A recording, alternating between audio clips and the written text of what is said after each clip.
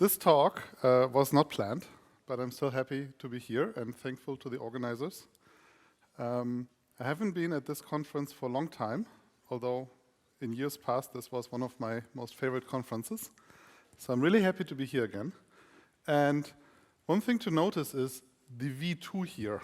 We're all IT people, so V2 means it has to be better than without V2. I created this talk last year as part of a bigger series.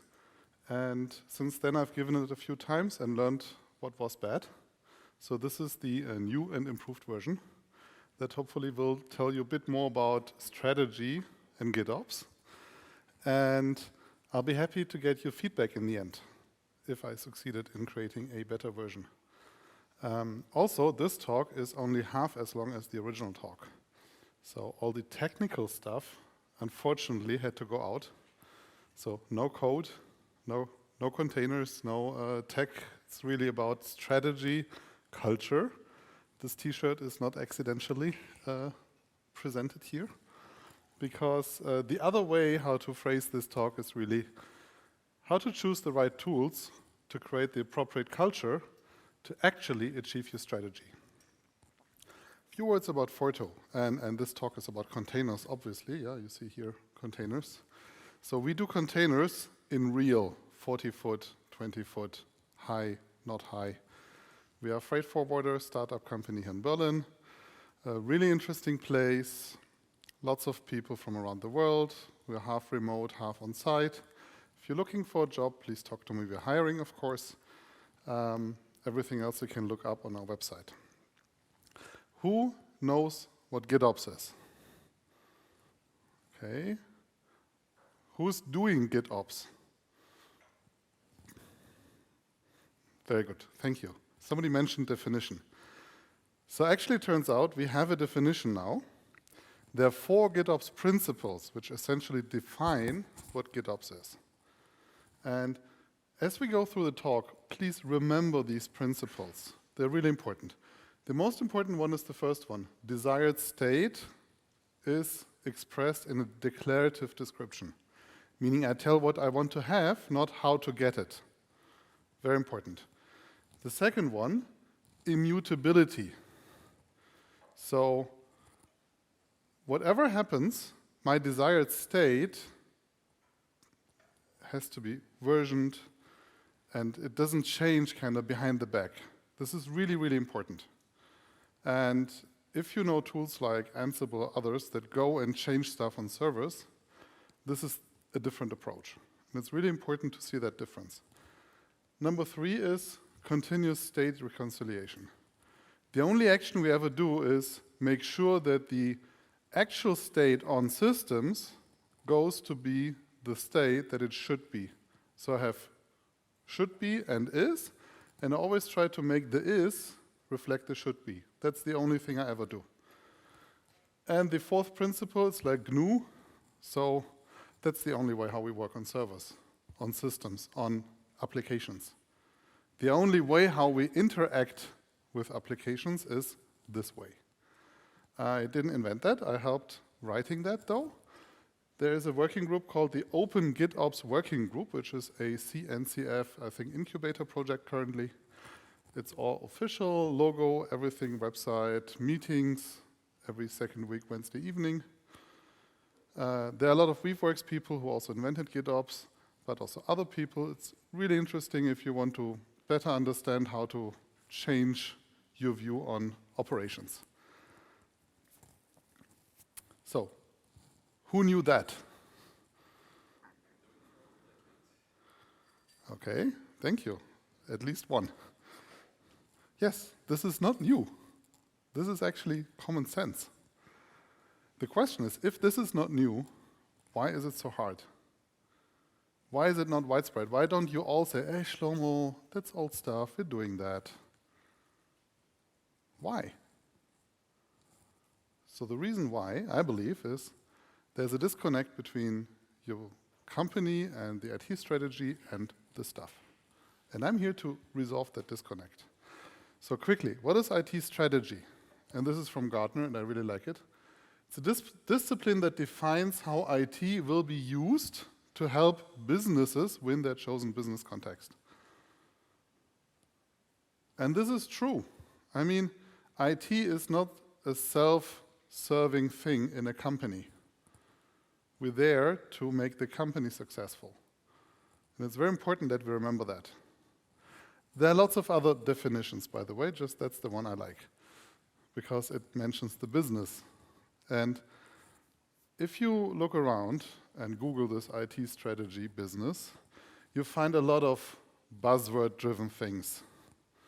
And I'll just leave them here for a moment to shock you. Buzzword, buzzword, buzzword. Look at this. Big companies have to do all that.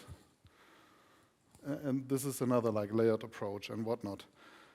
All bullshit. It boils down to this. 4 things. You have business goals. I don't know. Make money, sell products, get data of users and sell their data, whatever your business model is. From that, you can derive an IT strategy. Eventually, that IT strategy boils down to something like deployment tools. And that boils down to you run stuff on IT infrastructure. I mean, no IT infrastructure, no services, no earning money from whatever. We're all IT. So the question is, how does that magic happen? Or how is that all related to GitOps? How can GitOps solve that problem? So we have to take a step back and talk about DevOps. And you know, I love DevOps. So whenever we think about systems, please have this picture in your mind. And this picture has a very important message.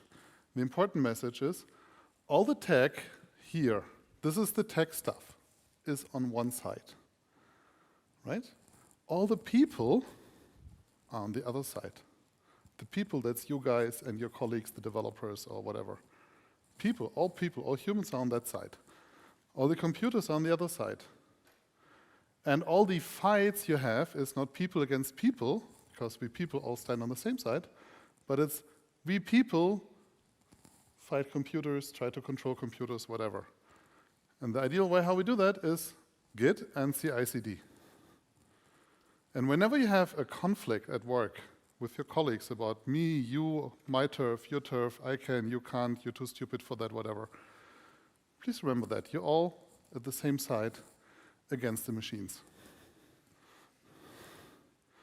Okay? So stop the infighting and start working together to control the machines, because that's your job.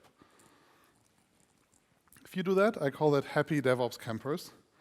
And if you want to measure if you're actually doing DevOps, or if you're just faking it, or if your boss wants to say, but you don't know whatever, or for political reasons you do DevOps, here are my 5 KPIs for measuring if you're doing DevOps. And the most important part is DevOps is a result, okay? It's not a purpose, it's not a box, it's not a product, you can't buy it, you have to make it.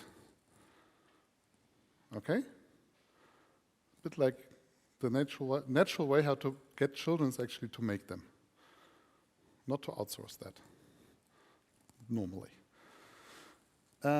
So, it's a result. Can look it up there, more articles, more content, even the German version. Put it up on the walls. Challenge your teams with all these 5 KPIs. So what's the actual problem? Going back, like, you know, business has a problem. What's the problem? Digitalization. All the IT strategies I've ever seen talk about digitalization. And then they maybe talk about innovation based on the digitalization of processes and workflows and whatever. Can we boil it down to we need to do more with less? More IT with less people. More scope with less people. Instead of managing 50 servers, you need to manage 500 servers, but the ops team doesn't change. Typical business requirements. On the other side, we have IT teams, and when I say IT, I mean everybody dealing with computers, not necessarily corporate IT, product IT, whatever. So we want to deliver great product and services. We want to work as a team. We want to deliver quality. We don't want to repeat stuff we did yesterday, but didn't finish it.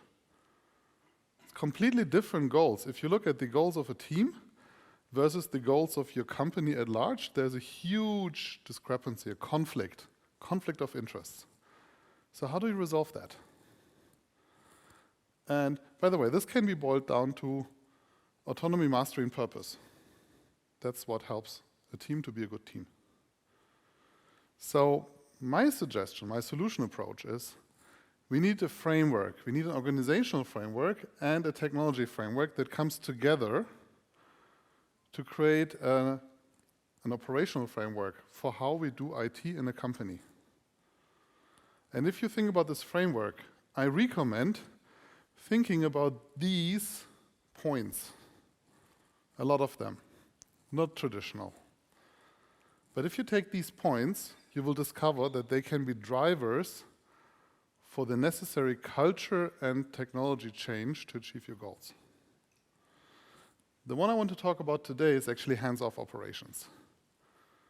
That's the holy grail, actually, because it includes the others. How does that work?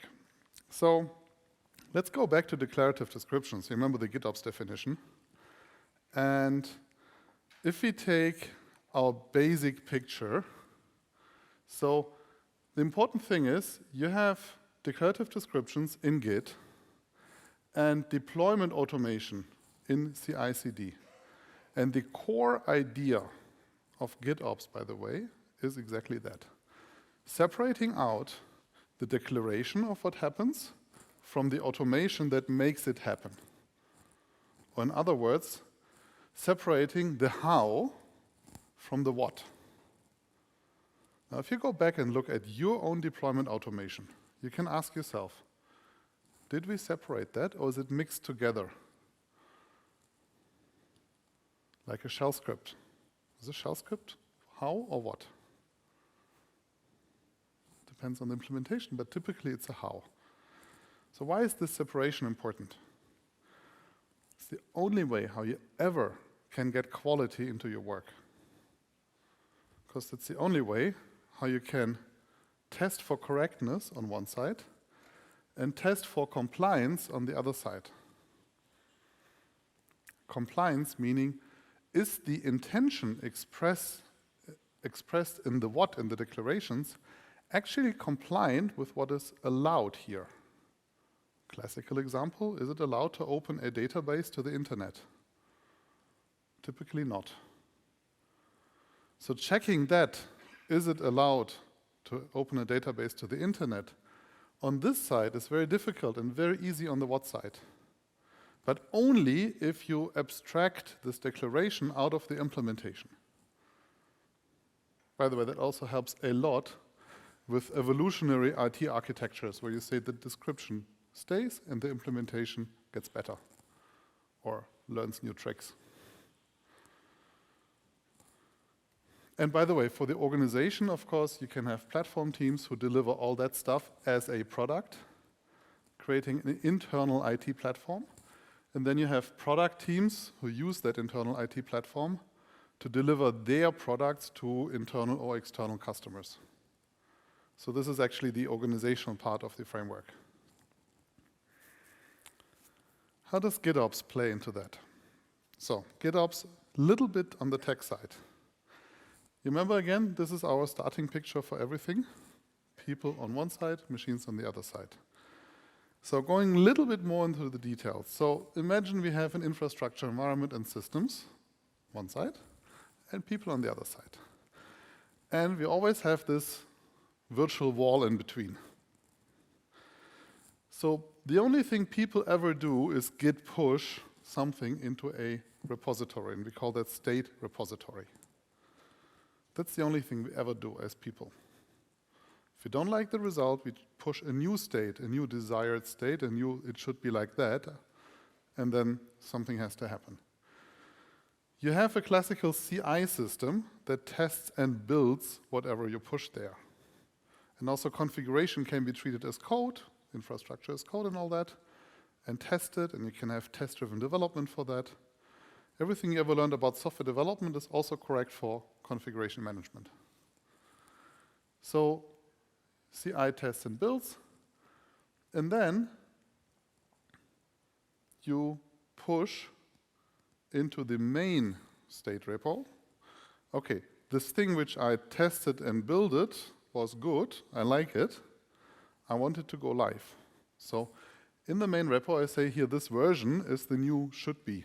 Remember, every state is versioned, idempotency.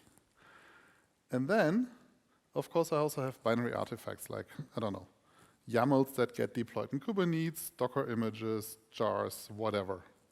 Some artifacts. And here comes the trick. You have a piece of software that we call GitOps controller that receives notifications from these two repositories and interacts with your systems.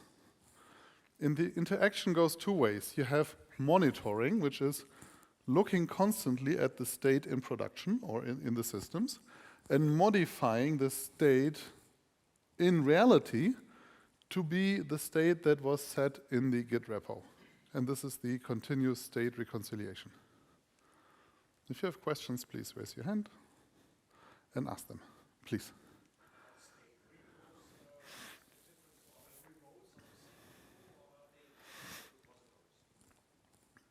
The different implementations for that. This is still not the implementation level.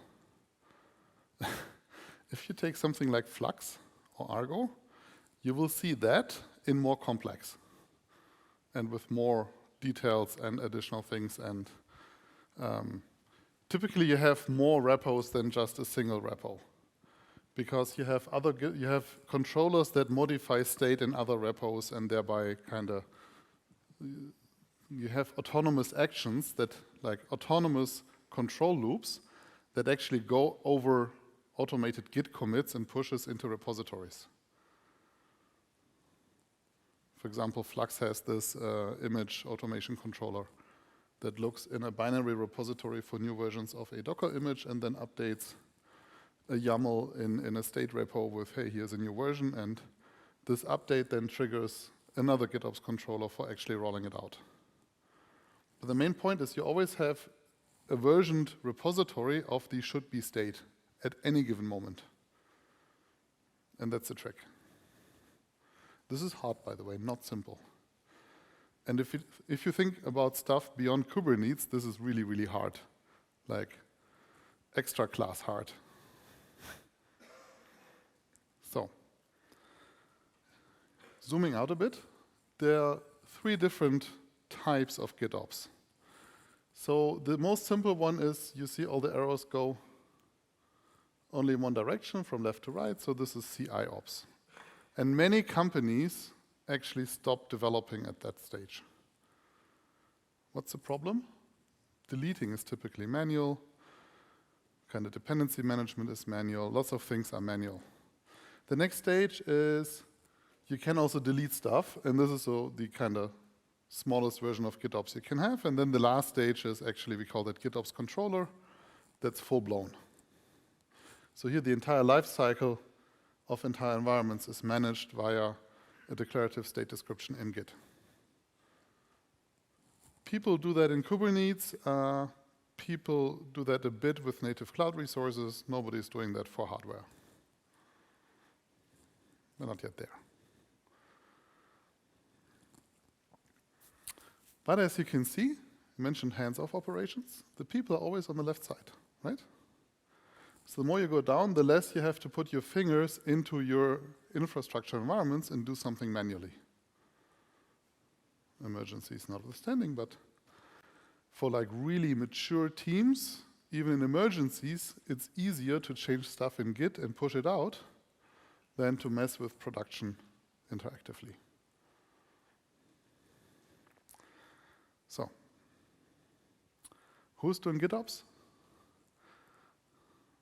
Very good. Who wants to do GitOps? Okay, need to convince you a little bit more. Okay, challenge accepted. So, why is this important for your IT strategy? Remember, we want to resolve this magic in the middle?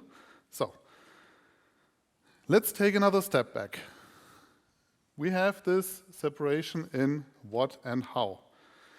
which corresponds exactly with our GitOps controller picture.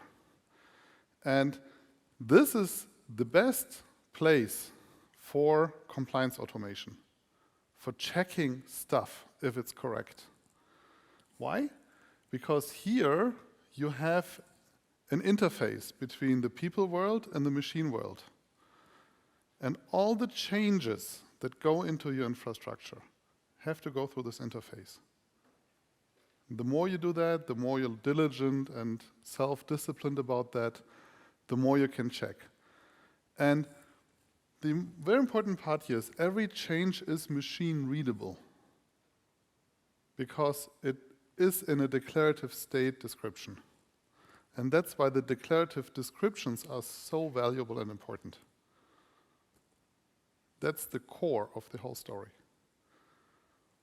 So the declarative descriptions are an enabler for everything else, for checks, for automation, for giving everybody access to production, access via Git, right?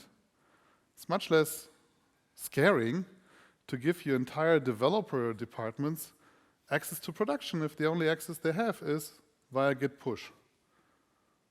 And if you give the same access to your ops people, only Git push to production, then you have DevOps. Everybody using the same tool for the same problem. DevOps doesn't mean everybody has root in production. DevOps only means same job, same tool. So, in GitOps is the way how you enable hands-off operations. And that, in turn, enables doing more with less. 1,000 times more servers with the same amount of people, or whatever other business goals you have. And, nice, it's the motivation to fix the basics. Who has had discussions with managers about, hey, we need to fix this, this is stupid, this hurts us, this prevents whatever development? Who has had this discussion? I mean, I have that every week. Every single week, that's my main discussion. Fix the basics. But we don't fix the basics because other business objectives are more urgent.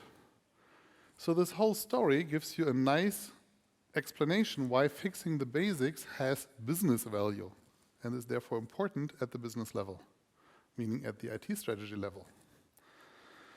Going back to IT strategy, let's look at the IT evolution in a big picture. So I have here a graph that paints culture and technology.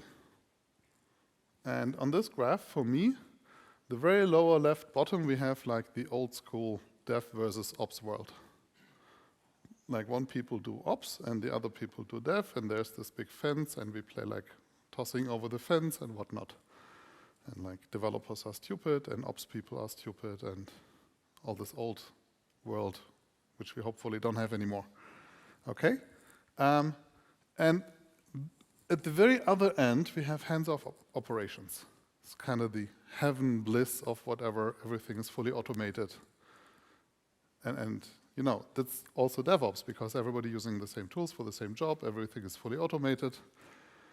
Using code as documentation, replacing human decisions with automation and all that.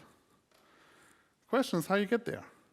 So a classical approach is actually to first work on the culture scale, and that's what we call DevOps.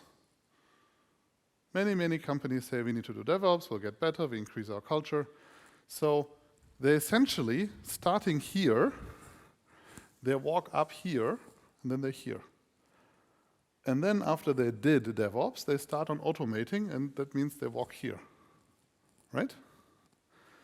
The other way would be to say we just automate, and we go from here and automate everything, ops automation, perfection. But, you know, just ops automation, no developers. So I actually think that currently, as an industry, we did step number 1 and moved into CIOps, which is here in the middle. It's a bit of culture, a bit of technology. DevOps, yeah, we do more together. There's a large amount of automation involved. And we typically have CIOps. Because It's like git push, CI builds, CD deploys, everybody happy. Or in other words, we automated the happy path of our problem space. But you know, the happy path isn't enough. You need to do everything. So here's the second step. I believe GitOps is the way how we go from CI ops into hands-off operation. And that's the reason why it's important on an IT strategy level. So what is actually hands-off operations? I've said that probably 10 times now. It's very simple. No manual changes in production. Ever. Now, think back the last week in your job. How many manual changes in production did you perform? I can say for myself, a dozen. Log in on the dashboard, click some toggle. Oh, yeah, it works. It's a manual change in production. It's not good. It's not hands-off. It's not documented. It's not automated. It's not test-driven. It can blow up tomorrow. And if we recreate the environment, nobody will think to go again and click that toggle. So this is not good, but we do it. Dev and Ops have the same permissions. None. Who here has permissions in production? See? Problem. That's a bug. If you have permissions in production, you can accidentally fuck it up. Somebody hacking your laptop at a conference can fuck it up and blame you.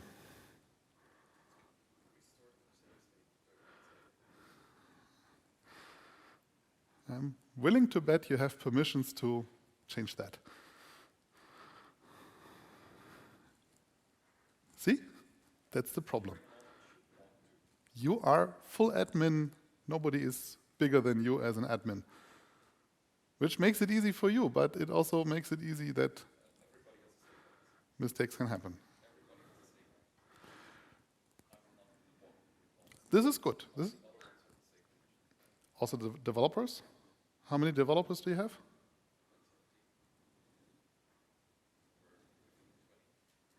I'm talking about organizations with like hundreds and thousands. Even more challenging. If your company or your production environment, people who work into a given production environment, fit at one table and can have dinner together, then you have different problems. Some of them are here, some of them not. What else? Automating the hard stuff, and this is really the hard stuff. So compliance and governance shouldn't be checked manually, should be checked by automation. Distributed rolling upgrades. Who has automated those? Including fallbacks and tests and canaries and whatnot. This is really hard. Even with the most modern technologies, this is still very hard. And if you think about your entire company, not just this little bit of super high-tech IT that you maybe work in, but the other parts of your company, I don't know, finance systems, human resource management, accounting, whatnot. There's so much software in a company that is managed in a really, really, really old-fashioned way. Pop in the disk, click, set up, dot, whatever, configure 20 pages of wizard, and pray that it never breaks. But the business impact is the same for your company. So consistent backups, yeah, we talked about that yesterday, and disaster recovery. How do you automate that? Can it be automated? Why would you automate that?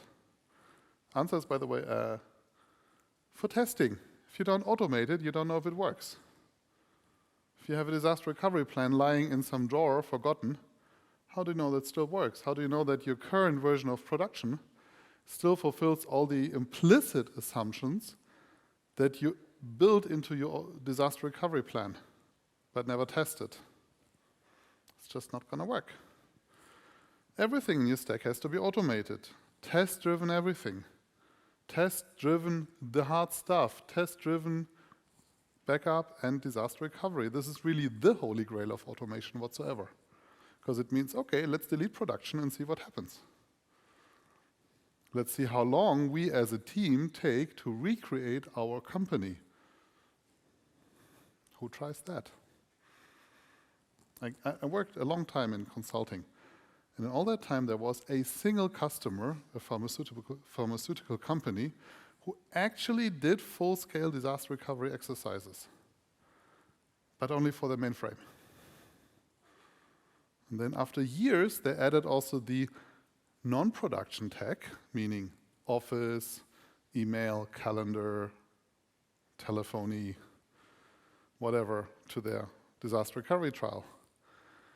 Standardize the tooling. If you have a job and you have more than one tool for a given job, then challenge that. Because that sort of complexity kills your ability to work with it. Fix the basics. This is the basics, and this is super hard. Now again, what's the role of GitOps? So if you go to your boss and propose doing all that, you'll be laughed out of his office. Right? If you come back from the conference and say, hey, let's do GitOps, much cooler. Yeah, let's do GitOps. If you do GitOps properly, you get all the other stuff for free. So that's the role of GitOps in IT strategy. Yeah, if you ask, let's do hands-off, let's get really good, let's fix the basics, it's really impossible. Nobody believes you that can be done. If you try to sell GitOps, even in an elevator pitch, this is sexy, yeah, yes, please, when can we start? This is cool, GitOps is modern. So the role of GitOps in IT strategy is, and that's the result part, if you adopt GitOps practices, that will drive the automation in your organization. And driving the automation will actually create the necessary environment to be successful with your IT strategy. And if you don't do that, you will discover that culture eats strategy for breakfast. That's just how it is. So, you can read all about that in my blog. You can read more about DevOps. And of course, we hire people. We're happy for new joiners. Please reach out, Twitter, blog, whatever, and maybe we have time for questions. Thank you very much.